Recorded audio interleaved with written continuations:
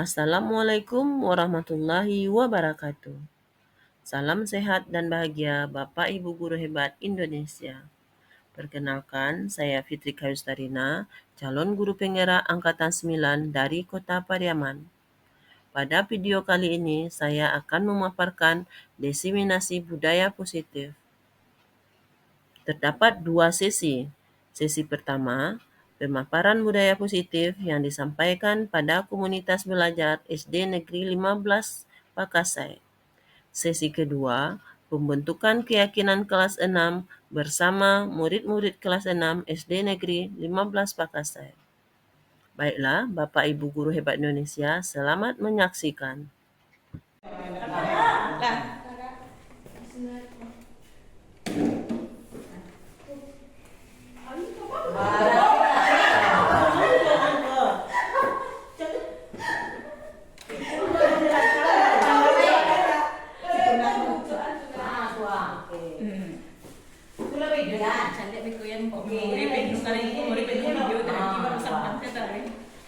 The Bluetooth device is ready to pair.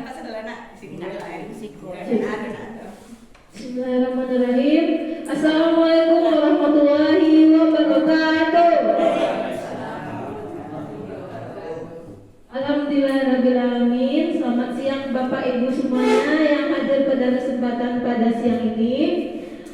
Puji syukur marilah kita panjatkan kepada Allah Subhanahu wa Ta'ala yang telah memberikan kita rahmat dan karunia-Nya sehingga kita dapat berkumpul di ruangan kita ini dalam rangka acara sosialisasi diseminasi budaya positif yang akan disampaikan oleh Ibu Fitri Kayustarina selaku peserta CGP Angkatan 9 Kota Pariaman tahun 2023. Nah, pada kesempatan siang ini Bapak Ibu, saya selaku moderator ingin mengucapkan selamat menyaksikan sosialisasi dari Ibu Eka.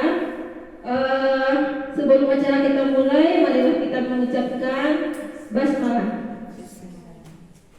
Nah, acara selanjutnya yaitu sosialisasi yang akan disampaikan oleh Ibu Eka. Kepada Ibu Eka kita persilakan dengan segala hormat.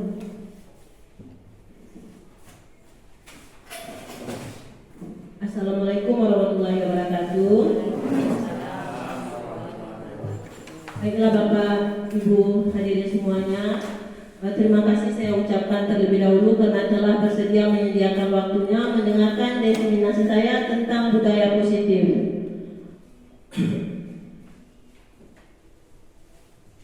Baiklah Bapak Ibu semuanya, untuk mempersingkat waktu, saya akan langsung saja mempresentasikan terlebih dahulu tentang budaya positif ini. Sebelum kita masuk ke budaya positif, Ki Hajar Dewantara menjelaskan bahwa tujuan pendidikan kita adalah menuntun segala kodrat yang ada pada anak-anak agar mereka dapat mencapai keselamatan dan kebahagiaan yang setinggi-tingginya, baik sebagai manusia maupun sebagai anggota masyarakat. Kemudian, KHD ini mengibaratkan anak-anak ini, murid-murid kita ini sebagai biji tumbuh-tumbuhan yang disemai dan ditanam oleh Pak Tani atau Pak Tukang Kebun. Kita diibaratkan sebagai Pak Petani. Apabila jagung yang kita tanam, maka tumbuhlah jagung. Apabila padi yang kita semai, maka tumbuhlah padi. Jangan kita mengharapkan jagung yang kita tanam, kemudian kita berharap yang tumbuh itu adalah padi. Itu tidak akan mungkin. Tetapi, anak-anak itu bagaikan bulir-bulir jagung yang ditanam. Apabila biji jagung ditempatkan di tanah yang subur dengan mendapatkan sinar matahari dan pengairan yang baik, maka meskipun biji jagung itu adalah bibit yang kurang baik atau kurang berkualitas, dapat tumbuh dengan baik karena perhatian dan perawatan dari Pak Tani tersebut. Itu dia. Kita sebagai petani atau tukang kebun, kitalah yang akan menjadikan murid-murid kita itu menjadi orang-orang yang berkualitas. Meskipun anak itu yang diantarkan kepada kita, anak-anak yang kata kita kurang apa, kurang mampu lah, kurang inilah, kurang itu, itu yang harus kita rubah mindset kita. Kita akan merubahnya menjadi orang-orang yang lebih baik dari yang awal diantarkan oleh orang tuanya. Tetapi kalau seandainya biji jagung tersebut dia sudah merupakan biji unggul, tetapi petaninya atau tukang kebunnya itu tidak merawat dengan sepenuh hatinya, maka bibit jagung unggul itu bisa menjadi patah dan bakal layu dan tidak akan bakal tumbuh. Itu dia. Maka Bapak Ibu guru semuanya, karena kita merupakan pendidik atau petani di sekolah kita, ini ladang kita, ibaratkan ini kita adalah ladang. Menurut KHD ini, kita adalah ladang, sekolah waktu ladang, awak petaninya, awak penggarapnya, di antara orang tua itu bibit ke awak, maka kita jadikanlah bibit-bibit yang diantarkan oleh orang tua itu menjadi anak-anak yang berkualitas. Itu dia. Kemudian, Nija, seperti yang telah saya uraikan tadi, sekolah diibaratkan sebagai tanah tempat bercocok tanam, sehingga seorang guru perlu mengusahakan agar sekolah menjadi sebuah lingkungan yang menyenangkan, aman, nyaman untuk bertumbuh, serta dapat menjaga dan melindungi setiap murid dari hal-hal yang kurang bermanfaat atau bahkan mengganggu perkembangan potensi murid. Itu dia. Kemudian lagi, suatu lingkungan yang aman dan nyaman akan memberikan murid kesempatan dan kebebasan untuk berproses, belajar, sehingga mampu menerima dan menyerap suatu pembelajaran. Inilah kita yang menciptakan lingkungan yang aman di sini. Tugas kita lah di sekolah ini menciptakan agar anak itu betah dia di sekolah kita ini. Tidak. Kemudian dapat disimpulkan bahwa salah satu tanggung jawab seorang pendidik atau seorang guru bagaimana membuat suasana lingkungan positif di lingkungan sekolah dengan berkolaborasi antara semua warga sekolah dengan cara melakukan kebiasaan-kebiasaan baik. Kemudian kebiasaan-kebiasaan baik itu akan menjadi karakter. Jika sudah menjadi karakter, tentunya akan melahirkan sebuah budaya positif di sekolah. Ini dia. Lingkungan yang baik ini dimulai dari kita semua warga di sekolah kita ini, bagaimana dari bertutur kata kita antara kita sama kita. Murid-murid itu kan akan melihat kita juga ya. Bagaimana awak sama awak bertutur kata, kemudian menciptakan lingkungan kebiasaan-kebiasaan baik. Terkadang kita sebagai guru pun kata kita bahasa yang biasa saja, tapi kalau sudah kita masukkan ke dalam kata-kata bullying, terkadang guru juga membuli anaknya sendiri. Itulah yang harus, misalnya contohnya itu, misalnya bantu si anu ini. Terkadang kita sadar bahwa kita membuli anak kita sendiri. Inilah yang ini yang harus kita rubah, sehingga kebiasaan-kebiasaan baik itu bisa menjadi karakter bagi kita semua. Karakter itu akan membentuk sebuah budaya positif di sekolah awal. Kalau budaya itu alam menjadi kebiasaan sama kita semuanya. Tidak. Seorang pendidik harus memiliki kemampuan dalam mewujudkan budaya positif di sekolah. Budaya positif tersebut terlihat dari penerapan konsep perubahan paradigma belajar, disiplin positif, motivasi perilaku manusia, kebutuhan dasar, posisi kontrol seorang guru, keyakinan kelas, dan penerapan segitiga restitusi. Di sini kita dikontrol seorang guru ini, kita sebagai apa? Apakah kita sebagai penghukum? Apakah sebagai ini? Apa rasanya nanti kini di sini kita nampak sebagai apa kita sendiri? Kita mulai terlebih dahulu dari penerapan konsep perubahan paradigma belajar. Ya, dimulai dari peraturan kelas akan membentuk keyakinan kelas. Keyakinan kelas ini akan membentuk lingkungan positif. Lingkungan positif ini dia akan membentuk budaya positif di sini. Peraturan kelas ini akan kita ubah menjadi keyakinan kelas nantinya. Kalau peraturan itu kan banyaknya orang yang melanggar suatu keyakinan. Kalau yakin awak iman awak, berarti itu harus kita lakukan. Makanya peraturan kelas ini kita rubah sekarang untuk semua kelas menjadi keyakinan kelas nanti. Nah, keyakinan kelas akan membentuk lingkungan positif. Keyakinan kelas maupun keyakinan sekolah yang akan kita bentuk, timbullah lingkungan positif di sini. Kemudian akan membentuklah dia budaya positif lagi nanti. Tidak. Setuju atau tidak setuju, hukuman dapat mendisiplinkan anak. Bagaimana? Setuju atau tidak setuju kita? Jawab, hukuman itu dapat mendisiplinkan murid. Apakah benar pernyataan tersebut? Hah? Hukumannya. Nanti kita apakah hukuman, apakah konsekuensi, apa restitusi. Kalau hukuman dapat mendisiplinkan murid. Setuju kawan sekarang? Tidak setuju kan?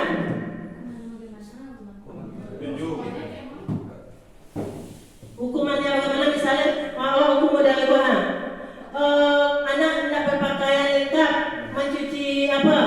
WC, membersihkan WC. Nah, ya nanti kita pemilihan hukum dengan hal positif seperti membaca atau membersihkan halaman sekolah dapat meningkatkan disiplin anak. Setujukah itu? Memberi penghargaan dapat meningkatkan motivasi belajar anak.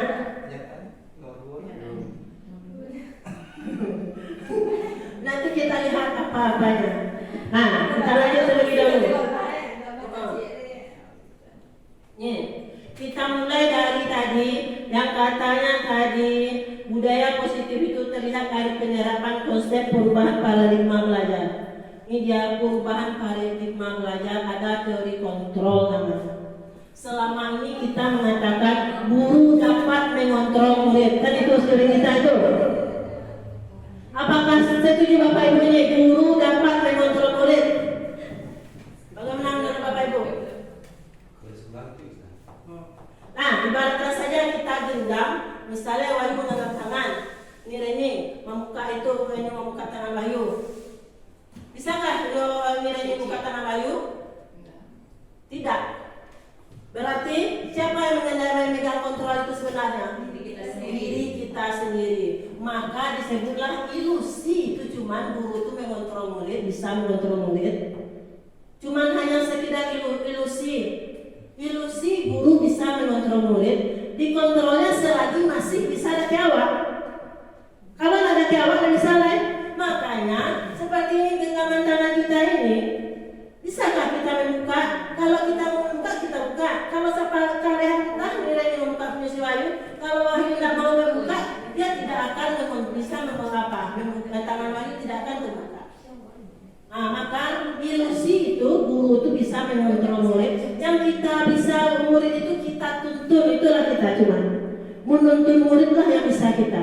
Tapi mengontrol itu cuma ilusi. Kemudian ilusi semua penguatan positif, efektif dan bermanfaat. Ini ya, kalau ada penguatan positif itu akan bermanfaat. Ada nanti kelanjutan nanti. Ilusi bahwa kritik dan membuat orang merasa bersalah dapat menguatkan karakter. Itu cuma ilusi. Ilusi bahwa orang dewasa memiliki hak untuk memaksa. Ini dia. Keterangannya, ilusi guru mengontrol murid. Pada dasarnya kita tidak dapat memaksa murid untuk berbuat sesuatu jikalau murid tersebut memilih untuk tidak melakukannya. Walaupun tampaknya guru sedang mengontrol perilaku murid, hal demikian terjadi karena murid sedang mengizinkan dirinya untuk dikontrol. Saat itu bentuk kontrol guru menjadi kebutuhan dasar yang dipilih murid tersebut. Ada beberapa kebutuhan dasar dari murid tersebut nanti. Kenapa dia berbuat kesalahan? Karena kebutuhan dasarnya tidak terpenuhi. Dia sedang bersedia dirinya untuk dikontrol guru. Kalau tidak sedang bersedia, walaupun mau mengicami tidak, kalau tidak nama pasti dia baik kan? Nah, itulah makanya disebutkan ilusi, cuman guru itu hanya bisa mengontrol murid. bahwa semua penguatan positif efektif dan bermanfaat. Yang lain. Penguatan positif atau rujukan adalah bentuk-bentuk kontrol segala usaha untuk mempengaruhi murid agar mengulangi suatu perilaku tertentu adalah suatu usaha untuk mengontrol murid tersebut. Ilusi bahwa kritik dan membuat orang merasa bersalah dapat menguatkan karakter. Menggunakan kritik dan rasa bersalah untuk mengontrol murid menuju pada identitas gagal. Nah, berhasil awak dong, bapak takutnya, awak kritiknya, sehingga dia sehingga murid awak itu akan gagal, dia tidak berhasil, dia sudah lemah dia, awak kritiknya, awak kecil merasa bersalah, awak timbulkan rasa bersalah, itu hanya membuat identitas gagal pada murid kita. Mereka belajar untuk merasa buruk tentang diri mereka. Diulah awak tadi, awak kritiknya, awak seolah-olahnya mampu doh, yang bisa doh. Kan kita yang menimbulkan itu kan. Sehingga kalau dia dengar, ibu dia mengecek anak awak nggak model itu, di mana aja. Sehingga muncullah identitas gagal pada dirinya, mengecek anak awak di mana model itu. Mereka mengembangkan dialog diri yang negatif. Kadang-kala sulit bagi guru untuk mengidentifikasi bahwa mereka sedang melakukan perilaku ini. Karena seringkali guru cukup menggunakan suara halus untuk penyampaian pesan negatif. Ya walaupun mengecehan, tapi menusuk ke hatinya kan, berkesan sampai ke apa sama dia. Sehingga kalau kita mengikuti guru penggerak, di minggu pertama itu tugas kita mengingat kembali dari SD, dari umur SD, apa perilaku guru yang negatif yang ada dari SD sampai SMP sampai SMA kan, mengarang mudah waktu. Pasti kalau kita terkesan dengan guru yang memberikan negatif kepada kita, walaupun awal sampai keluar, pasti tekanan, tidak? Nah itu, ya kan? Sampai sampai keluar, yang baik disuruhnya, yang jelek disuruhnya. Nah, tekan aja. Nah, itulah makanya ilusi kritik membuat orang merasa bersalah dapat menguatkan karakter. Itu hanya ilusi cuma. Itu akan membekas pada dirinya. Itu minggu pertama kita mengikuti CGP itu dibilang. Kita belajar filosofi Ki Hajar Dewantara dulu. Tentang Ki Hajar Dewantara semuanya kita pelajari tentang filosofi pendidikan. Salah satu tugasnya itu mengingat kembali. Meskipun umur orang itu sudah 45 sekiannya, tetapi kalau yang negatif, yang positif, yang terkesan dalam dirinya pasti akan ngalir. Oleh sebab itu, marilah kita sebagai guru, kita tinggalkan kesan-kesan yang baik kepada murid kita, karena itu akan berkesan selamanya bagi mereka. Mungkin tak boleh tekan lagi guru itu. Kakak mampu yang itu kalau terakhirnya pasti dia ingat siapa gurunya dulu yang pernah membuat dia identitas gagal pada diri dia. Itu dia. Ayo, semoga kita di sini semuanya adalah guru-guru yang terbaik di Kota Pariaman. Kemudian, ilusi bahwa orang dewasa memiliki hak untuk memaksa. Banyak orang dewasa yang percaya bahwa mereka memiliki tanggung jawab untuk membuat murid-murid berbuat hal-hal tertentu. Perilaku memaksa tidak akan efektif untuk jangka waktu panjang dan sebuah hubungan permusuhan akan terbentuk. Ya toh? Ya kan? Paksa anak pokoknya apa menentu. Pastinya dalam hatinya ibu kalau itu pastinya ibu berani kawan, maka akan timbullah permusuhan. Nyo tu memusuhan kan padahal kan ada permusuhan dulu, tapi dia terkesan di dalam hatinya seolah-olah awak tu memusuhinya. Tidak. Makanya disebutkan ilusi kecewa awak guru memiliki hak untuk memaksa murid. Tidak. Cuma ilusi awaknya. Nah, Stephen R. Covey mengatakan bahwa bila kita ingin membuat kemajuan perlahan, sedikit-sedikit ubahlah sikap dan perilaku Anda. Namun, bila kita ingin memperbaiki cara-cara utama kita, maka kita perlu merubah kerangka acuan kita. Ubahlah bagaimana Anda melihat dunia, bagaimana Anda berpikir tentang manusia. Ubahlah paradigma Anda, skema pemahaman dan penjelasan aspek-aspek tertentu tentang realitas sekarang. Itu yang harus kita ubah. Wah ubah segala Ubahlah bagaimana kita melihat dunia. Dunia itu tidak hanya berputar, tidak hanya diam tapi berputar. Kemajuan zaman itu dia.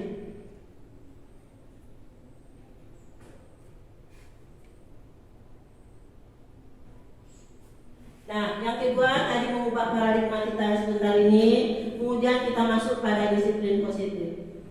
Disiplin positif ini merupakan salah satu untuk menciptakan lingkungan positif yang diperlukan penerapan disiplin di sekolah. Ki Hajar Dewantara maupun Diane Gosen, di mana kedua pakar pendidikan mengartikan disiplin sebagai bentuk kontrol diri, yaitu belajar untuk kontrol diri agar mencapai suatu tujuan. Disiplin kona, misalnya si Paris takwi dan disiplin tak gara-gara takwi deh sinyari, itu tidak akan. Disiplin itu akan muncul dari diri kita sendiri. Kita pun disiplin, kita bagaimana dia. Nah mungkin kita tahu datang tempat waktu ditakwi jawab.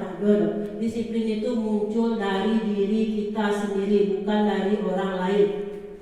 Muncul dari diri awak. Ini disiplin ini merupakan salah satu keyakinan yang dipaparkan oleh Ki Hajar Dewantara. Kemudian lagi, tujuan mulia di sini mengacu pada nilai-nilai atau prinsip-prinsip mulia yang dianut seseorang. Tujuan dari disiplin positif adalah menanamkan motivasi yang ketiga pada murid-murid kita, yaitu untuk menjadi orang yang mereka inginkan dan menghargai diri sendiri dengan nilai-nilai yang mereka percaya. Ini ya, disiplin positif itu cara penerapan disiplin yang mengajarkan anak-anak bertanggung jawab dan menumbuhkan kesadaran diri berdasarkan nilai-nilai kebajikan. Disiplin itu muncul dari dalam diri yang wakilan sebagai disiplin intrinsik. Nah, ekstrinsik dong. Misalnya si Pares takut ke Neri, itu berarti itu disiplin ekstrinsik yang berasal dari luar. Itu tidak akan bertahan lama. Tetapi kalau muncul dari dalam dirinya, dalam dari kita sendiri, itu tidak akan pernah habis karena sudah suatu keyakinan bagi kita. Berasal dalam diri yang dapat mengontrol diri dalam melakukan suatu tindakan. Kemudian disiplin positif ini dapat membuat murid memahami dan menyadari berdasarkan motivasi internal, bukan akibat paksaan, pujian ataupun hukuman. Kemudian selanjutnya nilai-nilai kebajikan universal. Nilai-nilai kebajikan ini adalah sifat positif manusia yang merupakan tujuan mulia yang ingin dicapai setiap individu. Nilai-nilai tersebut bersifat universal dan lintas bahasa, suku, bangsa, agama maupun latar belakang. Setiap perilaku atau perbuatan memiliki suatu tujuan. Dengan mengaitkan nilai-nilai kebajikan yang diyakini seseorang, maka motivasi intrinsiknya akan terbangun sehingga menggerakkan motivasi dari dalam untuk dapat mencapai tujuan mulia yang diinginkan. Nilai-nilai kebajikan yang diinginkan dicapai oleh setiap anak Indonesia kita kenal dengan profil pelajar Pancasila. Beriman dan bertakwa kepada Tuhan Yang Maha Esa dan berakhlak mulia, mandiri, bernalar kritis, berkebijakan global, bergotong royong dan kreatif. Ini ya. Kita masuk lagi motivasi perilaku manusia. Pernahkah Bapak Ibu melakukan sesuatu untuk mendapatkan senyuman dari orang lain, atau untuk mendapat hadiah, atau untuk mendapatkan uang, atau untuk mendapatkan pujian? Dapat? Kemudian kira-kira apalagi alasan orang untuk melakukan sesuatu itu? Apa kita? Kalau di sini adakah Bapak Ibu mendapatkan senyuman orang iku berharap ini, melakukan ini, mengharap ini? Ibu untuk kepuasan diri sendiri. Untuk kepuasan diri sendiri ya nanti itu. Nah, kita lanjut nih. Ini dia, ada motivasi perilaku dari manusia. Yang pertama, untuk menghindari ketidaknyamanan atau hukuman. Misalnya, orang bagi tugas itu timbul motivasi dari murid awak. Dia takut itu karena berang atau karena hukum. Itu merupakan motivasi eksternal. Itu takutnya ke guru. Kemudian untuk mendapatkan imbalan atau penghargaan dari orang lain. Ini pernah kita rasakan ini. Dan juga ini terjadi juga pada murid-murid awak untuk mendapatkan imbalan atau penghargaan dari orang lain. Yang ketiga, menjadi orang yang mereka inginkan dan menghargai diri sendiri dengan nilai-nilai yang mereka percaya. Ini dia. Yang dua ini merupakan dari eksternal, motivasi dari luar dirinya sendiri. Sementara kalau ini dari dalam diri sendiri, internal. Mana yang bagusnya? Mana yang bagusnya Bapak Ibu, yang eksternal atau internal? Yang eksternal muncul atau internal yang bagusnya, yang lebih bagusnya? Yang internal lah yang bagusnya. Ini dia. Motivasi untuk menjadi orang yang mereka inginkan dan menghargai diri sendiri dan nilai-nilai mereka percaya merupakan motivasi internal. Motivasi akan membuat seseorang memiliki disiplin positif. Kalau nilai motivasi datang ke sekolah ini dengan ini, kalau dalam dirinya pastinya akan menimbulkan disiplin positif. Ini yang kita harapkan baik kita sendiri maupun untuk anak-anak kita sendiri. Mereka bekerja itu muncul dari dirinya sendiri. Kemudian ada kebutuhan dasar manusia. Kenapa anak-anak awak itu berbuat salah ada dia kebutuhan untuk bertahan hidup, kasih sayang dan rasa diterimanya. Kadang-kadang nyo nak datang ke sekolah tu, kadang-kadang nyo nasi ada di rumah, piti nak belanja aku yang awak tu tidak boleh langsung menghardik atau memarah murid, tetapi kita tanya dulu. Mereka berbuat apa itu pasti kebutuhan dasar mereka itu tidak terpenuhi. Ada 5 kebutuhan dasar manusia. Yang pertama, bertahan hidup, kasih sayang dan merasa diterima atau kebutuhan untuk diterima, penguasaan, kebutuhan pengakuan atas kemampuan, kebebasan, kebutuhan akan pilihan, kesenangan atau kebutuhan untuk merasa senang. Tidak. Kita lanjut dengan hukuman, konsekuensi dan restitusi. Hukuman. Tindakan terhadap suatu pelanggaran yang umumnya berbentuk hukuman atau konsekuensi. Ada namanya hukuman, ada konsekuensi, ada restitusi. Restitusi inilah yang seharusnya yang akan kita lakukan untuk memperingatkan anak kalau dia terjadi kesalahan pada dirinya. Restitusi adalah proses menciptakan kondisi bagi murid untuk memperbaiki kesalahan mereka sehingga mereka bisa kembali kepada kelompok mereka dengan karakter yang lebih kuat. Restitusi juga merupakan proses kolaboratif yang mengajarkan murid untuk mencari solusi untuk masalah mereka dan memacu murid berpikir tentang orang seperti apa yang mereka inginkan, bagaimana mereka harus memperlakukan orang lain.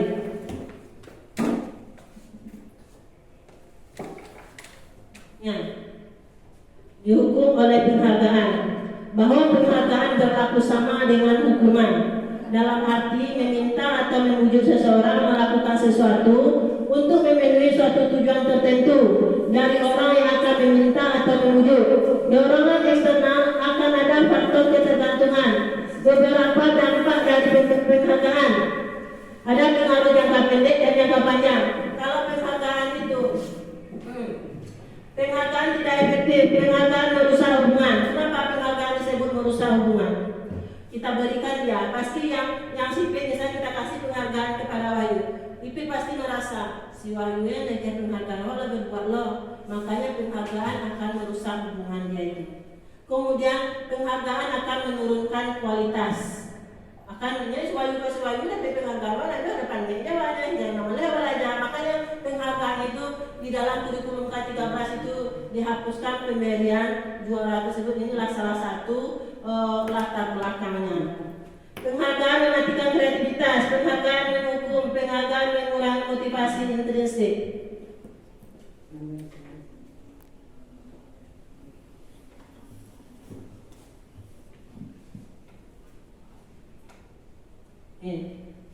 Kita lihat posisi kontrol.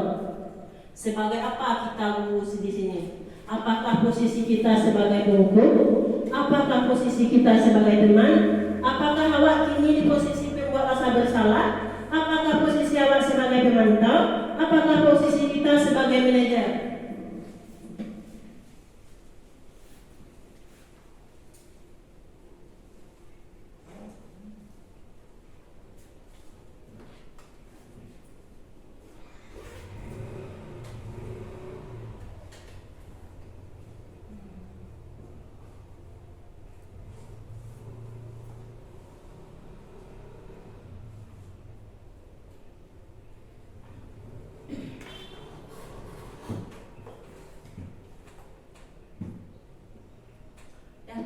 Ya, aku jendelanya. Jeda. Restitusi. Hukuman sesuatu yang menyakitkan harus terjadi. Tidak nyaman untuk murid atau anak untuk jangka waktu panjang. Korban mendapatkan ketidakadilan. Murid atau anak akan tersakiti. Perilaku pasif dan agresif meningkat.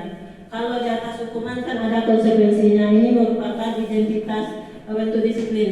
Tetapi yang lebih bagusnya adalah restitusi ini nanti yang akan kita lakukan. Bagaimana cara restitusi itu? Kita kalau terjadi permasalahan, kita panggil anak itu, jangan di dekat orang-orang ramai ini bertanya. Ada cara 3 tahap restitusi ini.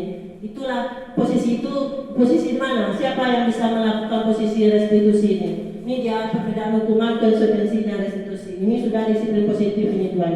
Tetapi dari konsekuensi lebih bagus yang restitusi yang akan kita lakukan. Ini dia, hukuman bersifat tidak terencana atau tiba-tiba. Ini disiplin dalam bentuk konsekuensi sudah terencana atau sudah disepakati, sudah dibahas dan disetujui oleh murid dan guru. Umumnya bentuk konsekuensi dibuat oleh pihak guru atau sekolah, dan murid sudah mengetahui sebelumnya konsekuensi akan diterima apabila ada pelanggaran. Ini dia. Nih, posisi kita sebagai guru. Ada 5 posisi kita sebagai guru: penghukum, pembuat rasa bersalah, teman, pemantau, atau manajer di sini kita. Ini dia. Yang penghukum, menghardik, menunjuk-nunjuk, menyakiti, menyindir. Kemudian lagi, kalau dia berhukum, kalau kamu tidak melakukan, awas ya, katanya. Karena kalau dia di posisi pembuat rasa bersalah, berceramah dan mengatakan seharusnya kamu harus berbuat begini, nak. Ibu kecewa dengan sikap kamu, itu menjadikan pembuat rasa bersalah itu. Kamu sudah tahu, ibu lelah sekali mengatakannya, ibu stres. Mana kalau orang-orang mengatakan, oh stres mah, mudah-mudahan kata, karena itu berarti kita baru masih di posisi pembuat rasa bersalah loh. Kemudian ada posisi awal tuh sebagai teman, membuatkan alasan-alasan untuk murid. Ayolah lakukan demi ibu, nak. Masa kamu tidak mau? Ingat, ibu pernah bantu kamu. Makanya hasilnya akan ketergantungan. Kalau sebagai teman, murid meletakkan dulu dia sebagai orang yang sangat penting di dunia. Kemudian ada posisi sebagai pemantau, menghitung dan mengukur apa peraturan serentak dia, apa peraturannya, serentak apa peraturannya.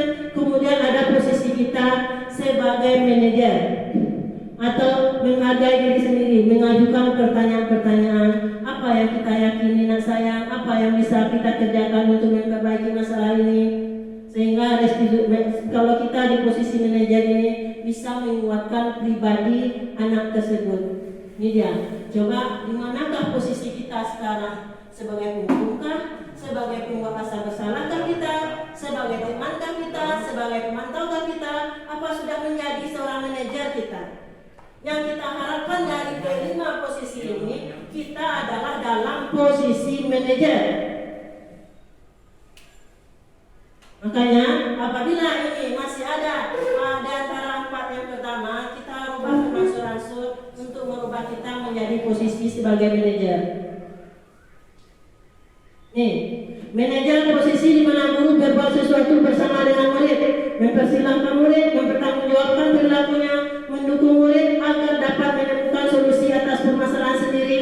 Di manajer, murid diajak untuk menganalisis kebutuhan dirinya maupun kebutuhan orang lain, berkolaborasi dengan murid bagaimana memperbaiki kesalahan yang ada. Kita panggil dia bersalah, awalnya mengicip baju jayanya. Nah, apa tak nanti nak? Tanya elok-elok. Di mana kebutuhan dasar anak itu yang lu tak pernah jawab. Kemudian kelas apa yang telah kamu langgar sayang?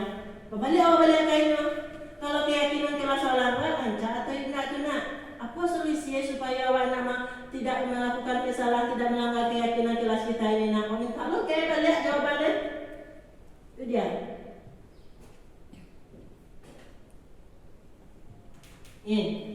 Tadi, mengapa keyakinan kelas tidak peraturan kelas? Nilai keselamatan, keyakinan itu nilai keselamatan atau kesehatan. Inilah yang disebut sebagai suatu keyakinan atau nilai-nilai kebajikan universal yang disepakati secara tersirat dan tersurat, lepas dari latar belakang suku, negara, bahasa maupun agama. Mengapa keyakinan kelas tidak peraturan kelas? Tidak menjadi alasannya. Pembentukan keyakinan kelas, prosedur.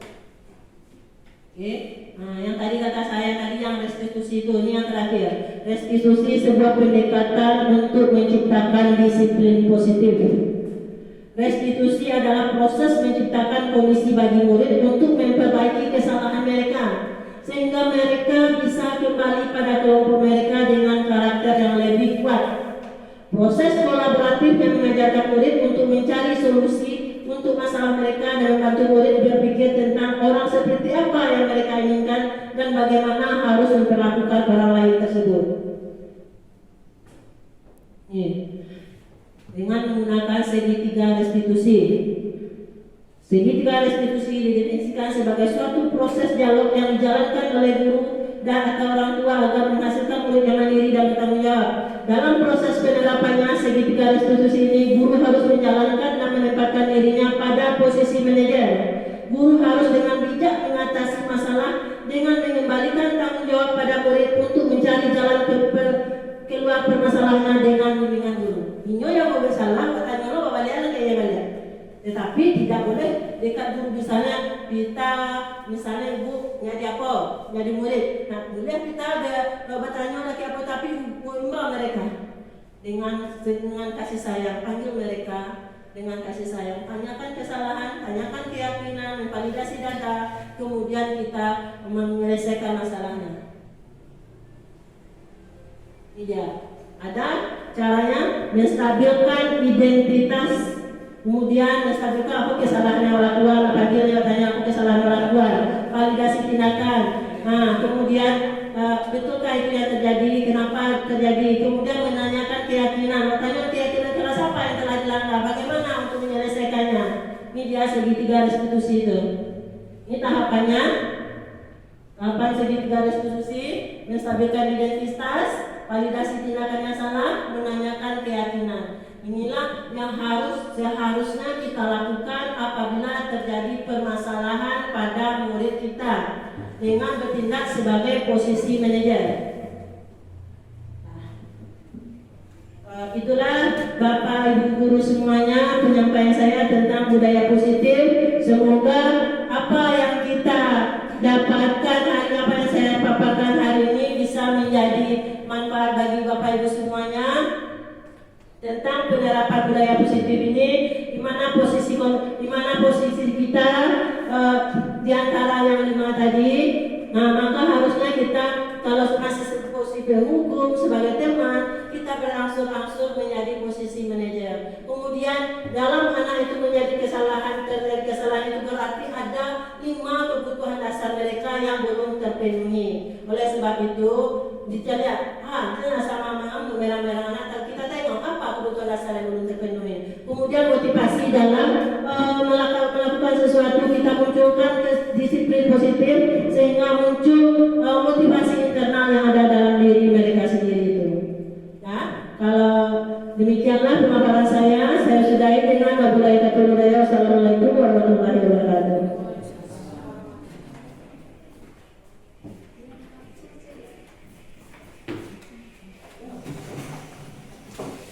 Baiklah Bapak dan Ibu, alhamdulillah rabbil alamin. Sampailah kita pada penghujung acara. Tidak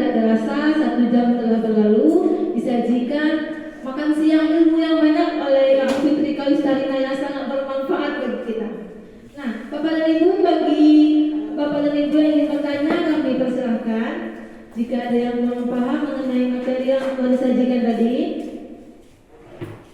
jika tidak, kami mengucapkan terima kasih kepada Ibu Trika. Jadi dapat kami simpulkan bahwa pada hakikatnya siswa itu adalah sebuah benih yang kita tidak tahu dia berkualitas atau tidak. Namun jika dilakukan perawatan atau diisi kebutuhannya, maka dia akan tumbuh menjadi tumbuhan yang berkualitas.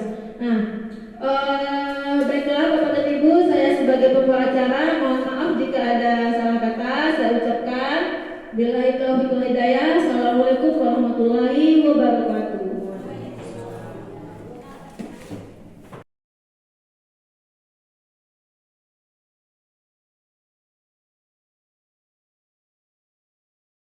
Warahmatullahi wabarakatuh, anak-anak ibu semuanya.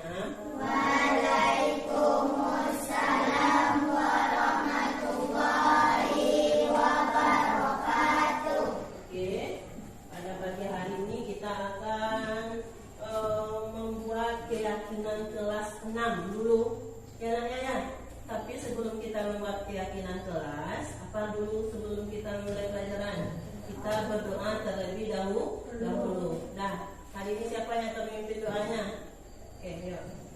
Duduk, siap. Doa mulai.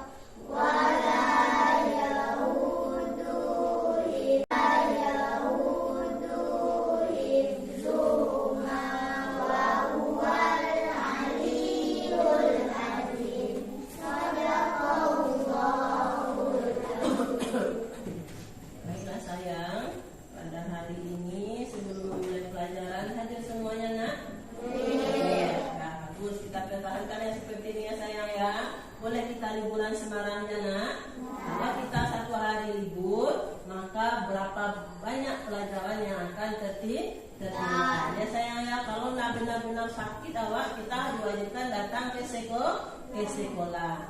Baiklah sayang, sesuai kita kemarin Bu bilang bahwa pada hari ini kita akan membuat keyakinan kelas dari peraturan-peraturan yang ada di kelas 6. Kelas 6 punya peraturan, nak? Ya. Kalau suatu kelas itu harus ada peraturan. Yang peraturan inilah yang akan kita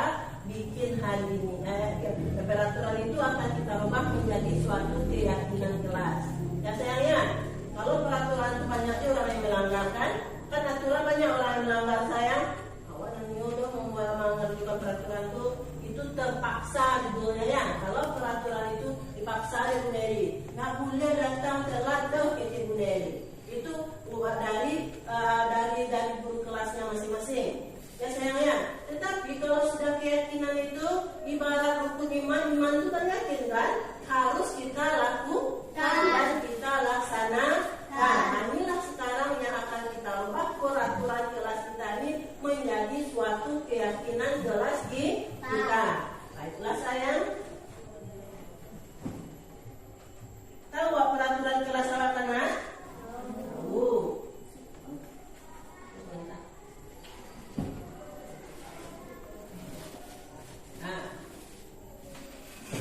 Ya, sekarang ibu minta anak-anak ibu semua menuliskan peraturan yang ada di kelas kita di dalam kertas ini. Tulis ya sayang, apa-apa saja peraturan yang ada di kelas kita. Kamu tulis namanya ya nak ya di sini ya, di kertas sudut atas ini tulis namanya. Nah, yuk. Tuliskan peraturan kelas yang ada di kelas 6 sekarang ini. Kalian tahu peraturan kelas 6 mana? Ya, saya.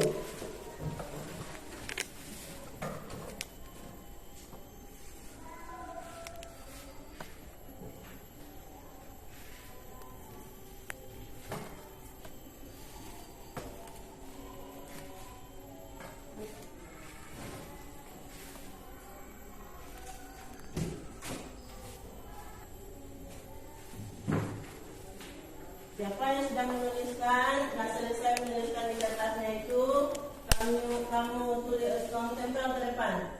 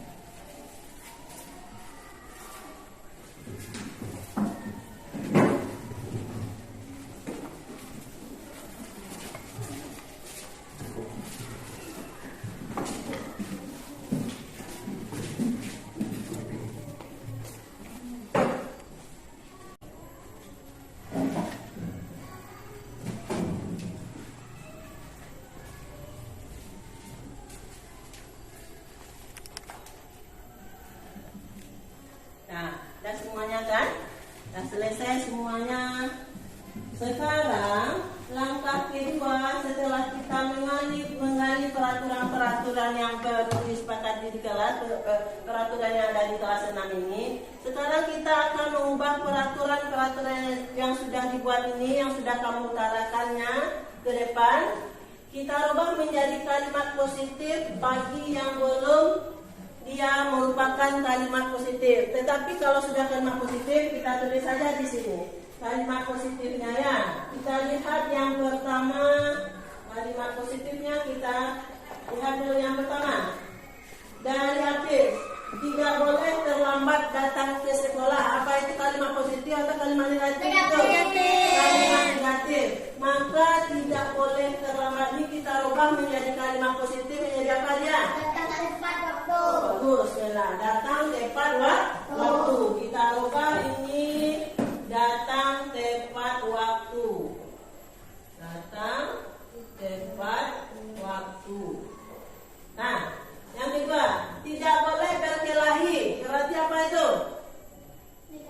Kalimat negatif. Rubah menjadi kalimat positif. Apa kalimat positifnya? Menghargai teman. Nah, kemudian apa lagi? Mau berteman dengan tidak boleh berkerut katanya. Menghargai teman katanya, menghargai teman yang tadi, dan berteman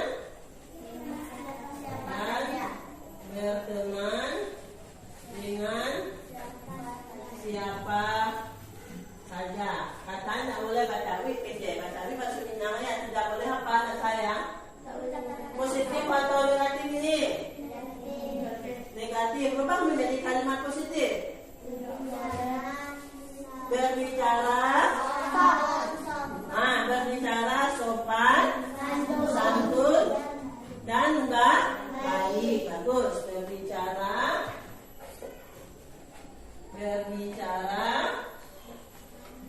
sopan, santun, dan baik. Oke. Nah, yang ketiga, ini berarti sudah kita rubah semua yang dibikin kalimat Hafiz negatif sudah kita rubah menjadi kalimat positif. Kemudian dari Randa, tidak boleh membuang sampah sembarangan. Positif atau negatif kalimatnya itu? Negatif. Ayo tulis tangan. Apa kalimat positifnya? Apa? Oke, ya nak? Ya, oke. Membuang sampah pada tempatnya. Membuang sampah pada, kita perjelaslah, pada tempatnya atau pada tong sampah? Pada tong sampah.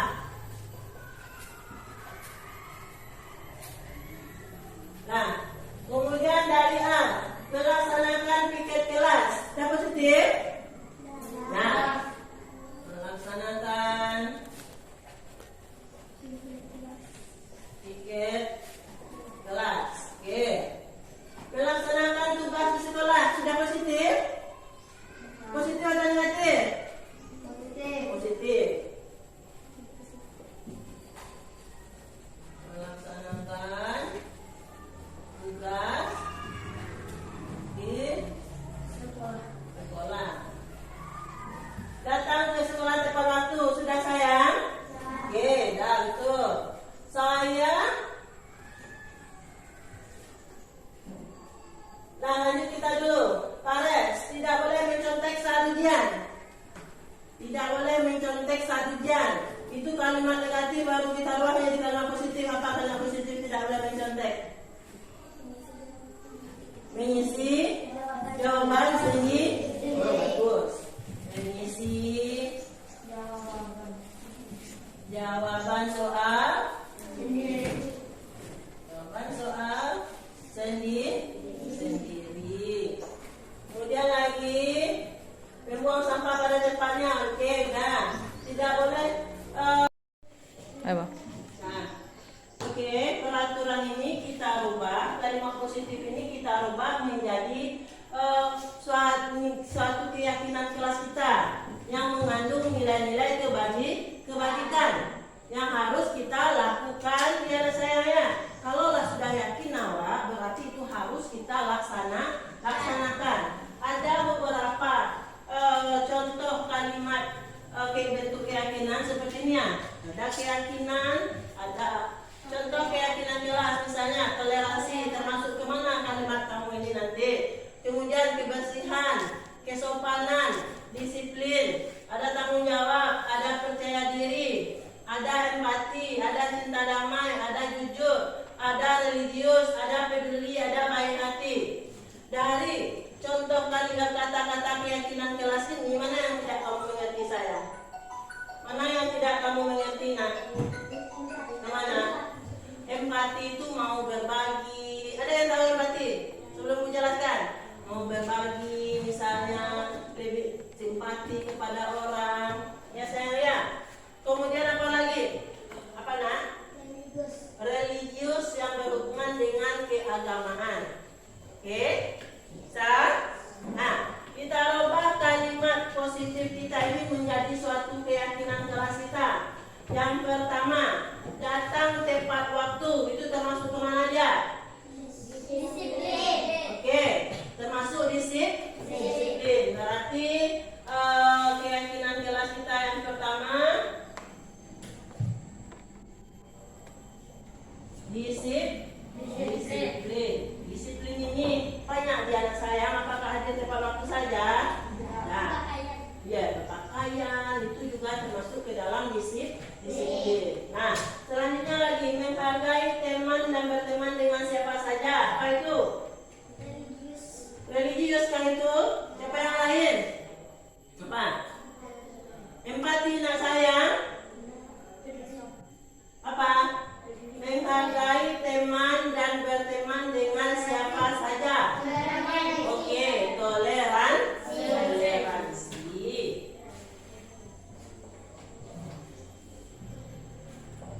Dia juga termasuk religius, ya juga termasuk, tetapi yang lebih tepatnya adalah toleransi. Ya.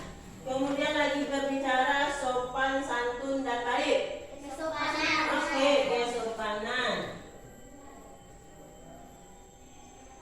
Nah, kemudian lagi membuang sampah pada tempatnya. Kebersihan.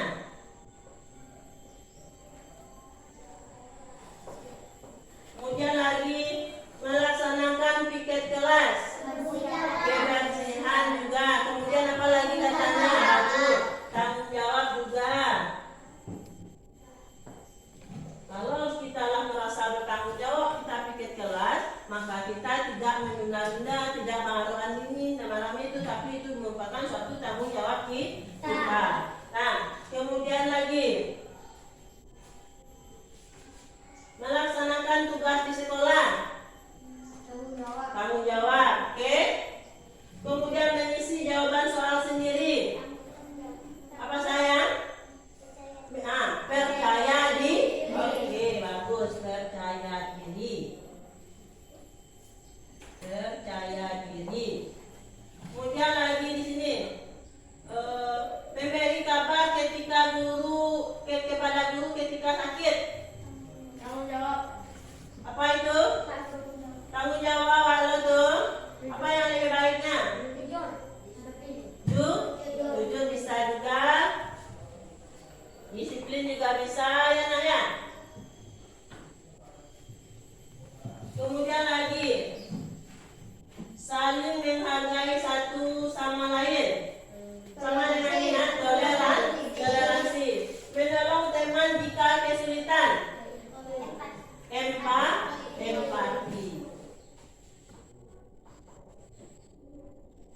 Nah, dan sudah ada berapa buah keyakinan kelas 6 saya? Sudah ada 8 keyakinan kelas 6. Yang pertama apa? Oke, yang kedua? Yang ketiga?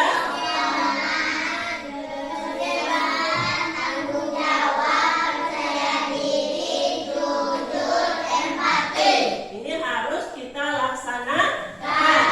Kalau peraturan itu bisa kamu langgar, tapi kalau sudah menjadi suatu keyakinan, nah akan berlebihan mengandung nilai-nilai kebajikan,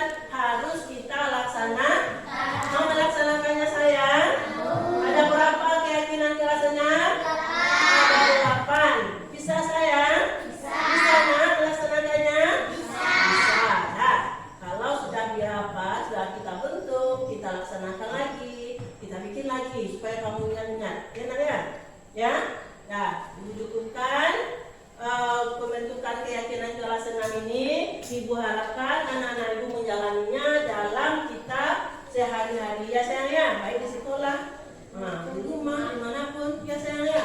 Nah, Ibu sudahi dengan wabillahi taufiq wal hidayah.